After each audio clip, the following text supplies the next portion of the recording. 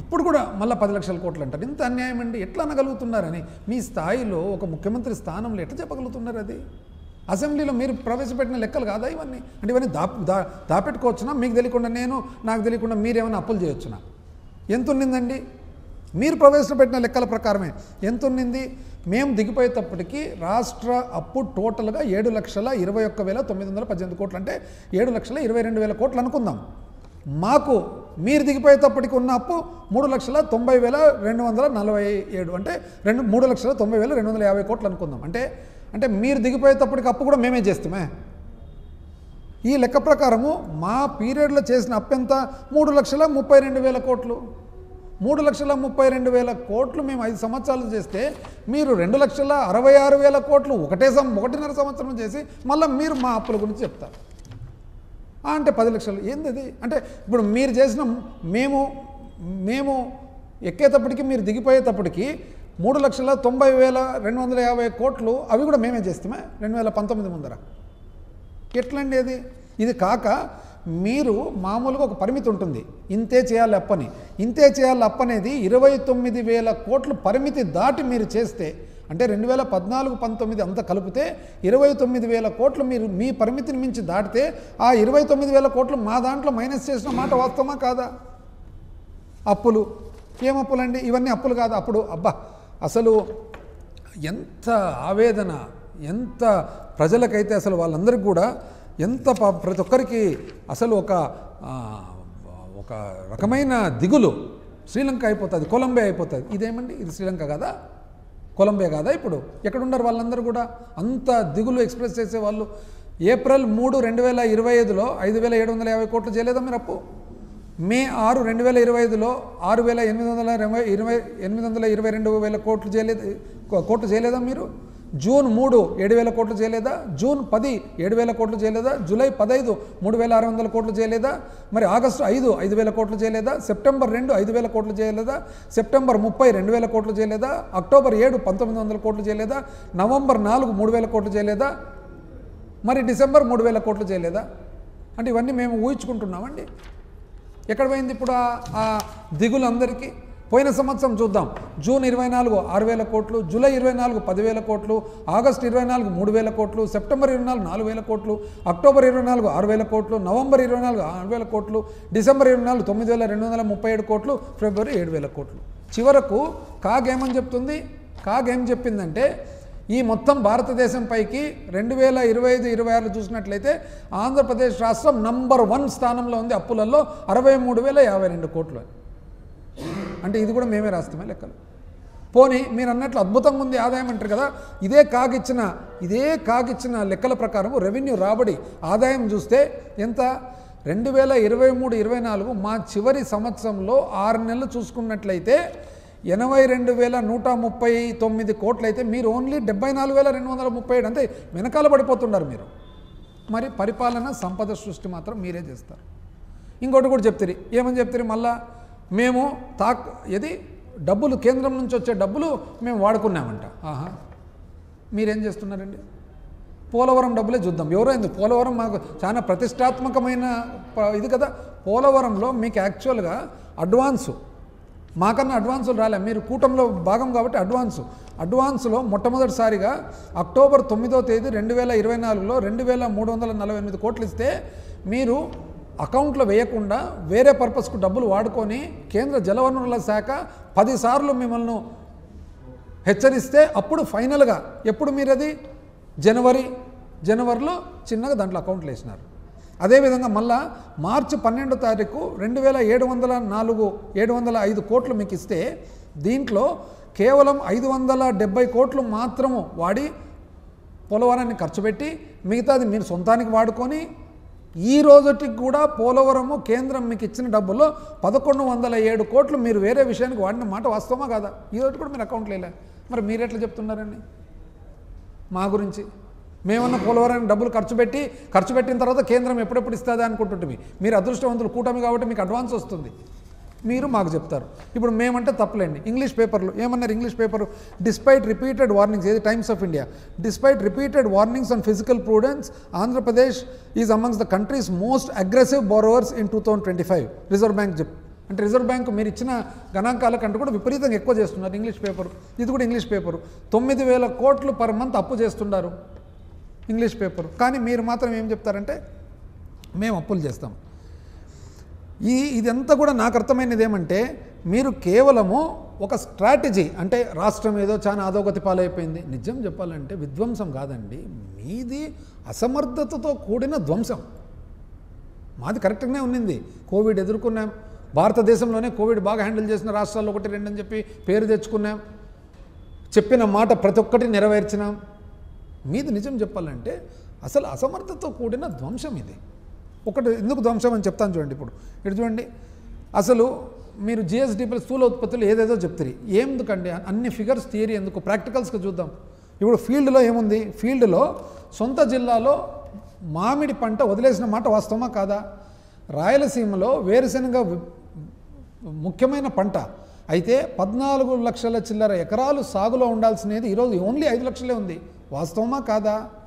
అదేవిధంగా పత్తి ఏదైతే 8,110 రూపాయలు అమ్మాల్సినది ఈరోజు 5 నుంచి 6,000 అమ్ముతుంది. వాస్తవమా కాదా? ఉల్లి పరిస్థితి ఏమి వదిలేసినారు అసలు? వాస్తవమా కాదా?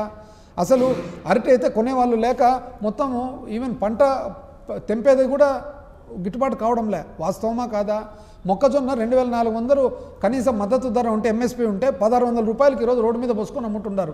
వాస్తవమా కాదా? అదేవిధంగా ఈ మోందా తుఫానుకు దెబ్బతినేది ఈరోజు 1,450 రూపాయలకే ప్యాడీ అమ్ముతుంది. వాస్తవమా కాదా? కంది చూస్తే 8,000 రూపాయలు ఉండాల్సిన కనీస మద్దతు ధర ఈరోజు కొత్త పంట అయితే 6,400కి అమ్ముతున్నారు, పాత పంట అయితే 6,000. ఇది కాక ఇప్పుడు త్వరలో కంది మళ్ళీ 1,00,000 టన్నులు దిగుబడి ఉంటుంది పంట వచ్చే నెల నుంచి. మీరు ఏం దానికి ప్రిపేర్ అయినారా లేదా? మీరండి ఎందుకు ఈ ఫిగర్స్ అన్ని? స్థూల ఉత్పత్తి, అగ్రికల్చర్ ఇంత పెరిగింది, అది ఇంత పెరిగింది, ఇది ఇంత తగ్గింది.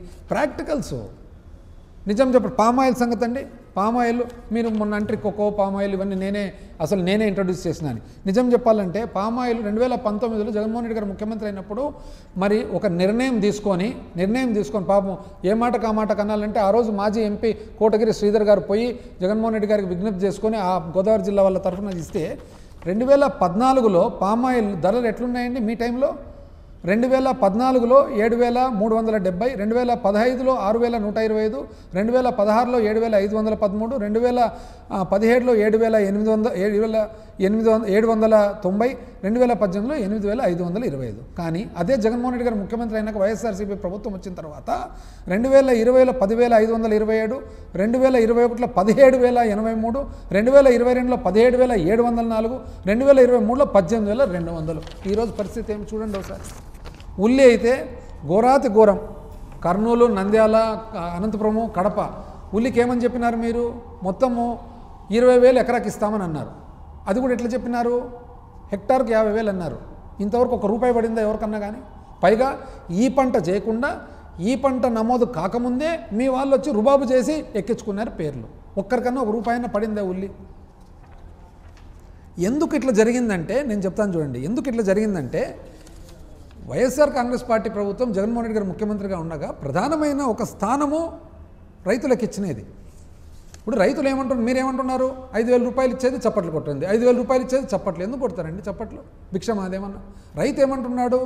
నాకు ఆత్మాభిమానం ఉంది, నాకు నా కనీస మద్దతు ధర నాకు ఇవ్వండి చాలు, నేను రైట్ రాయాలిగా, అది నా సొమ్ము. మీరు అది చేయకుండా ఏందో అసలు నాకు తెలిసి కనీస మద్దతు ధర అనేదానికి అర్థమన్నా మీకేమన్నా పూర్తిగా వదిలిపెట్టేసినట్టున్నారు. కనీస మద్దతు ధర ఇంప్లిమెంటేషను, సేకరణ, ప్రొక్యూర్మెంట్ చేయకుంటే ఎట్లా వస్తుంది? ఇప్పుడు 2,400 రూపాయలు కనీస మద్దతు ధర మొక్కజొన్నకు అని మీరు అన్నారు, 8,000 కందికి అని అన్నారు.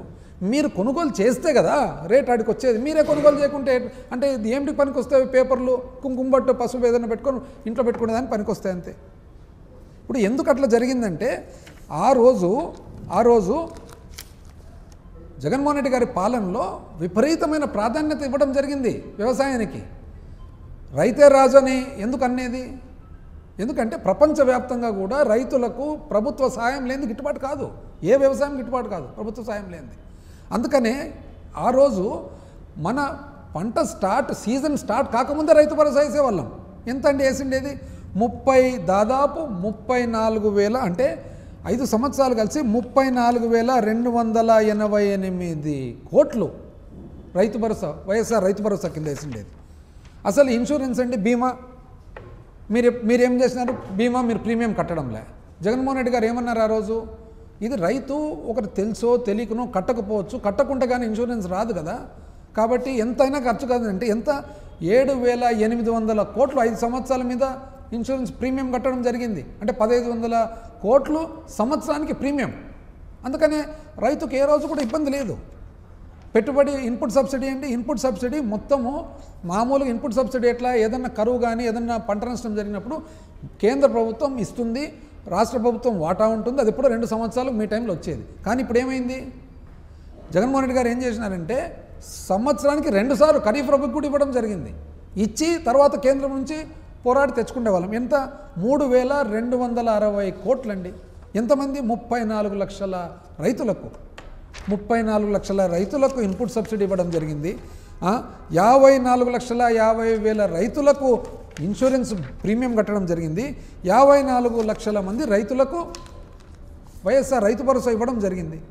సేకరణ అండి, సేకరణ చూసినట్లయితే అసలు ఒక 2022-23 ఉదాహరణకు చూస్తే ఒక్క శనగలు 64,300 టన్నులు శనగలు సేకరణ చేసినారు.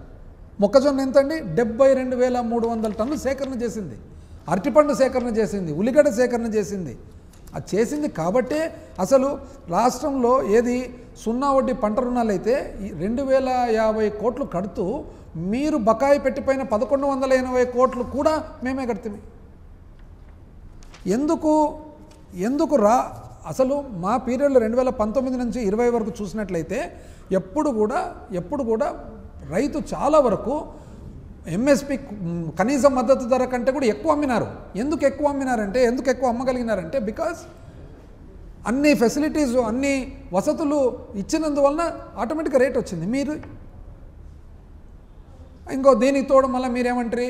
అసలు ప్రెస్ మీట్లో చూసినట్లయితే మమ్మల్ని ఏదో తక్కువ చేయాలనే ఉద్దేశంతో కంపారిజన్ పెట్టినారు. ఒక రిపోర్టర్ క్వశ్చన్ అడిగితే కంపారిజన్లో థర్డ్ పార్టీ ఎవరైనా కానీ తెలియని వాళ్ళగిన వింటే అది మీ ఇష్టం, మీరు ఎవరినైనా పొగడొచ్చు, ఎవరినైనా పొగడకపోవచ్చు, అది మీ ఇష్టం. కానీ ఎవరికన్నా ఏమర్థమవుతుంది అంటే 2019 నుంచి 24లో అప్పటి తెలంగాణ ప్రభుత్వం మాత్రం చాలా అద్భుతంగా పరిపాలన చేసింది అనేది అర్థమవుతుంది.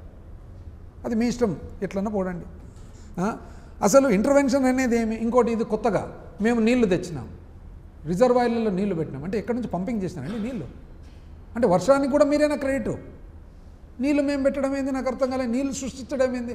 వర్షాలు బాగుపడినాయి, నీళ్ళు రిజర్వాయర్లు నీళ్ళు నిండినాయి. దాంట్లో ఏమి గొప్పతనం నాకు అర్థం కాలేదు అసలు. మాది క్లియర్ అండి. మా పాలసీ వ్యవసాయం కానీ, చదువులు కానీ, హెల్త్ కానీ, ఆరోగ్యం కానీ, విద్య కానీ, అదేవిధంగా వెల్ఫేర్ కానీ, ఇవన్నీ కూడా మావి పోర్ట్స్ కానీ ఇవన్నీ కూడా మా ప్రయారిటీ అన్నట్లు చేసినాం. ఇది కాక నెక్స్ట్ మీరు మళ్ళీ కొత్తగా bill gates agritech same again strategy. ఒక గొప్ప పేరు చెప్పేస్తే పబ్లిక్ అట్రాక్ట్ అయిపోతారు. ఇది కాక ఎలక్ట్రిసిటీ కొత్తగా చెప్పినారండి. మీరు విద్యుత్ గురించి 3 పాయింట్లు చెప్పినారు. దాంట్లో 3 పాయింట్లు ఏం చెప్పినారంటే, ఒకటి అప్పు పెరిగింది అని. అప్పు పెరిగిందండి.